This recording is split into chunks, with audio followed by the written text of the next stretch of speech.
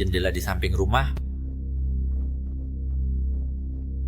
Cerita dimulai di pinggiran kota. Pagi itu, Hiroshi, seorang siswa yang baru pindah ke daerah itu, bersama keluarganya sedang membawa oleh-oleh untuk tetangga sebagai cara untuk berkenalan. Namun, rumah pertama di sebelah kanan membuat mereka merasa aneh karena Hiroshi memperhatikan bahwa rumah itu hanya memiliki satu pintu masuk dan satu jendela yang tepat di kamar tidurnya. Ketika dia dan ibunya menekan bel, tidak ada yang menjawab. Saat mereka berkenalan dengan rumah berikutnya di lingkungan itu, mereka mengetahui bahwa rumah aneh di sebelah rumah mereka adalah milik Bibi Rumake yang jarang dikenal orang dan tidak diketahui apa yang dilakukannya, dan rumah itu selalu terkunci. Ada yang mengatakan bahwa pada malam tertentu mereka bisa melihat bayangan seseorang di jendela yang mungkin adalah bayangan Bibi Numake, meskipun tidak ada yang pernah melihatnya keluar dari rumah. Hal ini menjadi topik pembicaraan saat makan malam, di mana ibunya berpikir bahwa Bibi Numake tidak keluar untuk bertemu orang. Mungkin karena ada alasan tertentu, karena meskipun dia sudah menekan bel berkali-kali, tidak ada yang membuka pintu.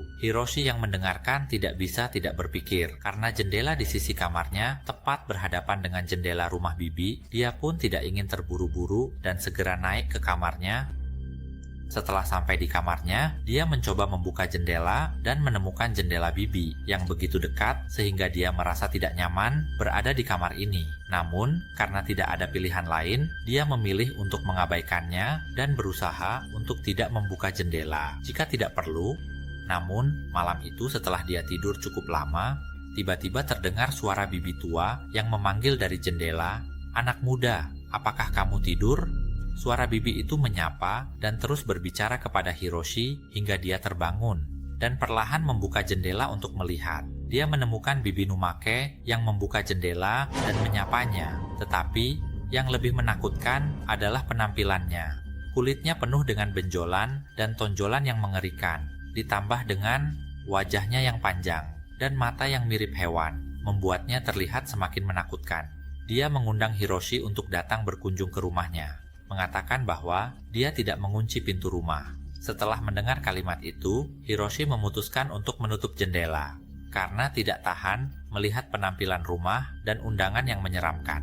Di pagi hari berikutnya, saat Hiroshi berjalan ke sekolah, dia melihat ke arah rumah Bibi Numake dan tampaknya dia sedang menatapnya melalui jendela. Dan pada malam kedua, kejadian yang sama terjadi seperti malam sebelumnya ketika Bibi Numake membuka jendela dan memanggil Hiroshi yang sedang tidur. Dia mengatakan bahwa dia menunggu Hiroshi di siang hari dan telah menyiapkan makanan untuk menyambutnya, serta ingin melihat wajahnya dengan jelas. Hiroshi berusaha untuk mengabaikan kalimat menyeramkan itu, tetapi ketakutan dari Bibi Numake tidak berhenti di situ. Dia mengatakan bahwa jika Hiroshi tidak mau mengunjunginya, dia akan datang mencarinya. Kalimat itu membuat Hiroshi terkejut, bangkit, dan membuka jendela untuk melihat. Dia menemukan Bibi Numake sedang berusaha menjulurkan tiang jemuran berkarat ke arah jendelanya sambil berkata, "Jika saya bisa menjulurkannya, tolong pegang erat-erat ya, nanti saya akan melompat ke sana." Melihat itu, Hiroshi tidak menunggu lama untuk melempar tiang jemuran itu dan berteriak, "Bibi, mau apa kamu?" Dia berencana membangunkan ayah dan ibunya untuk melihat perilaku Bibi Numake. Namun, ketika ayah dan ibunya datang, mereka menemukan bahwa jendela rumah Bibi sudah tertutup dan tiang jemuran berkarat itu juga menghilang. Hal ini membuat keduanya tidak percaya pada apa yang diceritakan Hiroshi dan mengatakan bahwa dia hanya bermimpi meskipun dia bersikeras dengan keyakinannya. Pada pagi berikutnya, sebelum pergi ke sekolah, Hiroshi berusaha mencari keanehan dari rumah itu, tetapi tidak menemukan apa-apa. Namun, pada saat yang sama, dia tidak menyadari bahwa Bibi Numake sedang mengawasinya. Karena tengah malam pada malam ketiga, Hiroshi terbangun karena suara menyapa yang menyeramkan yang kembali terdengar dari jendela. Bibi Numake berkata bahwa dia sudah hampir sampai ke jendela kamarnya dan meminta Hiroshi untuk menunjukkan wajahnya. Tangan Bibi sudah hampir menjangkau, katanya, dan jika dia mengetuk jendela, Hiroshi diminta untuk membukakan pintu untuknya. Saat itu, tangan kecilnya yang menyeramkan dan ramping berusaha menjangkau jendela kamar Hiroshi. Meskipun Hiroshi memilih untuk tidak membuka jendela, dia mundur menjauh dari jendela itu demi keselamatannya.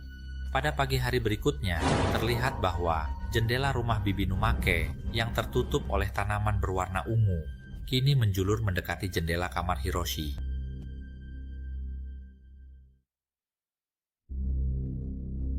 Berasal dari tempat yang sepi. Cerita dimulai di tengah malam. Liko, seorang gadis yang suka bermimpi di malam hari, mulai menangis dengan air mata mengalir di kedua pipinya. Dia sering bermimpi bahwa ayahnya telah meninggal dan ayahnya akan membangunkannya untuk bermain, menghiburnya, dan mengatakan bahwa ayahnya masih ada. Ayahnya belum mati. Meskipun dia tahu begitu, kekhawatiran Rika tidak hilang, karena yang paling ditakutinya di dunia ini adalah kehilangan ayahnya. Waktu berlalu, hingga dia menjalani upacara pernikahan tradisional dengan suaminya yang bernama Makoto. Pada hari pertama, dia pindah ke rumah keluarga Makoto. Dia memperkenalkan dirinya sebagai menantu rumah tangga. Namun, tampaknya semua orang di rumah bersikap dingin terhadapnya sejak pertama kali melihatnya, seolah-olah dia tidak ada. Untungnya, adik perempuan bungsu di rumah masih baik hati kepadanya dan memanggilnya dengan sebutan. Namun, dia merasa sedikit lebih baik dan berpikir bahwa sikap dingin keluarga mungkin karena mereka menentang pernikahan Makoto dengannya sejak awal.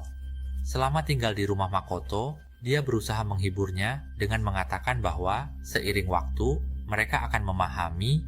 Saat dia membawanya berkeliling rumah, mereka bertemu dengan kakek dan kerabat yang duduk di ruangan lain, dan dia memperkenalkan Liko kepada mereka. Namun, nenek tua hanya menatap diam tanpa berkata apa-apa. Dan pada malam berikutnya, Liko mengunjungi ayahnya yang berada di rumah sakit. Suara ayah yang memanggilnya saat itu terdengar seperti seseorang yang akan meninggal. Ayahnya bertanya tentang kehidupannya, apakah dia baik-baik saja, dan apakah dia bahagia tinggal bersama keluarga Makoto. Begitu kalimat itu selesai, ayahnya pun meninggal dunia seketika. Itu hanyalah mimpi buruk yang membuatnya menangis di tengah malam, seperti saat dia masih kecil. Karena jika dia merasa seperti kentut terbangun karena suara tangisan, dia tidak akan menghiburnya. Pada pagi hari berikutnya, dia memperhatikan semua orang di rumah sedang berbincang-bincang dengan ceria tanpa kehadirannya, yang membuatnya merasa sedikit tersisih. Dia pun berjalan menjauh ke sisi lain rumah dan berpikir bahwa rumah ini memang terlihat sangat besar. Namun, saat dia berjalan-jalan di sekitar rumah, dia melihat bayangan putih samar seseorang di salah satu ruangan. Tak lama kemudian, bayangan itu menoleh ke arahnya, membuatnya terkejut dan berteriak karena sosok itu sangat samar hingga bisa terlihat tembus. Dia pun mengira bahwa bayangan putih itu adalah hantu atau roh. Namun, di malam itu, ketika dia menceritakan hal ini kepada Makoto, dia diberitahu bahwa itu bukan hantu atau roh, melainkan nenek buyutnya. Setelah mendengar itu, dia merasa heran mengapa nenek buyutnya masih hidup dan bertanya berapa umur nenek buyutnya sekarang. Seseorang menjawab bahwa nenek buyutnya berusia 125 tahun. Jawaban itu semakin membuatnya bingung, mengapa seseorang yang berusia segitu masih hidup. Mereka juga memberitahunya bahwa saat itu mereka belum bertemu semua orang, karena di rumah masih ada paman, bibi, dan saudara lainnya yang tinggal di sana. Meskipun mereka sudah sangat samar, mereka masih bisa ditemukan. Namun, tidak lama lagi, mereka akan sepenuhnya menghilang. Mendengar hal ini, Makoto menjelaskan semuanya kepadanya, bahwa apa yang dia lihat hanyalah gambaran sementara, dan dia mulai memahami ritual keluarga Topura. Hingga dia ikut serta dalam pemakaman anaknya, di mana pada hari itu, ayah Ritgo juga hadir. Namun, setelah ayahnya pulang, cara sebenarnya dari orang-orang dalam keluarga mulai diterapkan. Pemimpin upacara meminta semua orang untuk mencoba mengingat sosok paman saat dia masih hidup, meskipun jasadnya telah dibakar. Kita harus berusaha mengingatnya dan berkomunikasi secara spiritual dengan dia ketika semua orang dalam upacara berkonsentrasi dan berusaha memanggilnya kembali. Tiba-tiba muncul aura putih dari semua orang dalam upacara yang melayang ke depan, hingga akhirnya aura putih yang berkumpul itu berubah menjadi sosok paman yang baru saja meninggal, seolah-olah orang yang sudah mati itu hidup kembali. Hal yang menakjubkan dan luar biasa seperti ini hanya bisa diketahui oleh orang-orang dalam keluarga dan orang-orang tertentu saja. Ketika semua orang bertemu kembali dengan yang telah meninggal, mereka merasa sangat senang dan dikelilingi oleh suasana hangat. Bagi orang yang baru pertama kali mengikuti upacara seperti ini, dia hanya bisa tertegun melihat sosok orang yang mati dan hidup kembali. Setelah upacara selesai, dia bertanya lebih lanjut tentang ritual tersebut kepada Makoto, dan dia menjelaskan bahwa sebenarnya apa yang dia lihat, baik itu kakek, nenek, atau bahkan paman, mereka tidak hidup kembali dan bukan hantu seperti yang dia pahami. Namun, apa yang dia lihat adalah sesuatu yang diciptakan oleh keluarga mereka, yang kami sebut sebagai gambaran sementara. Namun, itu tidak dapat dirasakan secara nyata. Gambaran sementara hanya memberikan kesan bahwa orang-orang tersebut masih ada dan tinggal di rumah. Namun, itu hanyalah ilusi. Awalnya, mereka mungkin bisa berkomunikasi dengan orang yang masih hidup, tetapi seiring berjalannya waktu, meskipun kita berbicara dengan mereka, mereka tidak akan mengatakan apa-apa. Namun, keluarga kami terus menciptakan gambaran sementara. Mereka saling membantu melanjutkan ketika seseorang di rumah meninggal, agar mereka tetap menjadi bagian dari keluarga kami. Namun, seiring waktu, gambaran itu akan mulai memudar,